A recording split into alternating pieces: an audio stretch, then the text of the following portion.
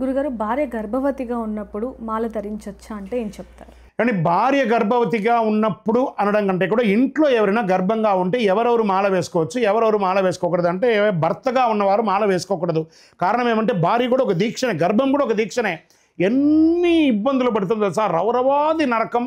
ఆ యొక్క 9 నెలలు ఉంటుంది చూసారా? 3వ నెల దేపుతుంది, 5వ నెల వామిటింగ్ వస్తుంది, తిండి దిగదు, 6వ నెల 7వ నెల తన యొక్క భర్త యొక్క స్పర్శ కావాలని కోరుకుంటుంది.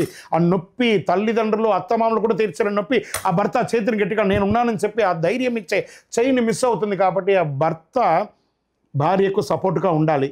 ఆ కడుపులో పెరిగేది ఎవరు? సాక్షాత్ మణికంఠుడు లేదా అమ్మవారు లక్ష్మీదేవి. ఆ రూపమే కదా వస్తుంది. కాబట్టి మీరు కూడా దీక్షలో ఉన్నట్టే. ఆవిడ గర్భంతో ఉంది దీక్ష, మీరు గర్భం లేకుండా మీ భార్యతో పాటు దీక్ష. గడ్డం మీసాలు పెంచుకోకూడదు, ఆవిడకి సేవ చేయాలి.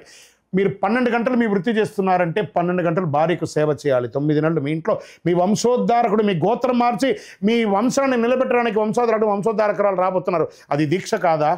అది ఒక ఉద్భవం కాదా? ఆ ఉద్భవానికి మీరు కారకులు. నేను అవన్నీ వదిలేసి నేను దీక్షలో ఉంటానంటే అయ్యప్ప క్షమించడా? ఎరా మీ భార్య అక్కడ అవస్థపడుతుండగా నువ్వు దీక్ష తీసుకొని ఇక్కడ గుంపులో ఉన్నావా? పో అక్కడికి పోయి ముందు సేవ చేయంటాడు స్వామి. కాబట్టి భర్త దీక్ష తీసుకోకూడదు. ఒకవేళ ఇంట్లో ఉన్నవాళ్ళు ఎవరైనా దీక్ష తీసుకోవాలి అనుకుంటే 5 నెలలు 6 నెలల వరకు పర్వాలేదు. 7వ నెల వచ్చిందంటే ఎవరు దీక్ష తీసుకోకూడదు ఇంట్లో. ఎందుకంటే 7వ నెల పిండానికి ప్రాణం వచ్చేస్తుంది. కాబట్టి అప్పటి నుంచి 9వ నెలలోపు ఎప్పుడైనా డెలివరీ కావచ్చు. ప్రీమెచ్యూర్ బేబీ కానీ ఇంకొక రకం కానీ 6వ నెల వరకు ఎలిజిబుల్. కానీ మిగతా 6 నెలలు దాటిన తర్వాత ఎవరు మాల వేసుకోకూడదు. శరణమయ్యప్ప.